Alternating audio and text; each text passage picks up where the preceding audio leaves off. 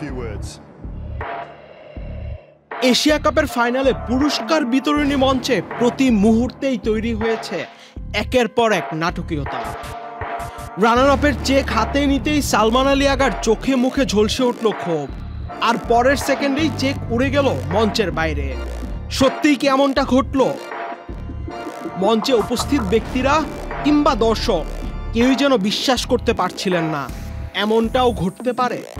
মাঠের খেলায় ভারতের কাছে হ্যাট্রিক হার, খেলার মাঠে দিতে পারছে না জবাব, হতাশ করছে ভক্তদের। সাথে আবার মাঠের বাইরেও ভিন্নধর্মী এক বিতর্ক তৈরি করেছে পাকিস্তান অধিনায়ক সালমান আলী আগা।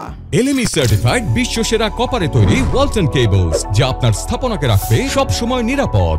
এবারের এশিয়া কাপে ভারতের একের পর এক বিতর্ক তৈরি করা যেন এক অলিখিত নিয়ম হয়ে দাঁড়িয়েছিল। মাঠের খেলায় ভারতের থেকে পিছিয়ে থাকলেও বিতর্কে কেন পিছিয়ে থাকবে পাকিস্তান দল?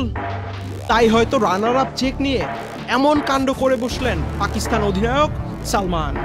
এই ঘটনার ভিডিও মুহূর্তেই ভাইরাল হয়ে যায় সামাজিক যোগাযোগ মাধ্যমে। কেউ বলছেন এটা তো সিনেমার থেকেও বেশি ড্রামা, আবার কেউ বলছেন নিছক নাটক। তবে একটা বিষয় নিশ্চিত, এই ঘটনায় সালমান আলী আগাকে নিয়ে এসেছে আলোচনার কেন্দ্রবিন্দুতে। এখন দেখার বিষয় পাকিস্তান অধিনায়কের এমন কাণ্ডে এসিসি কি প্রতিক্রিয়া দেখায়। আহমেদ শাফি, চ্যানেল আই।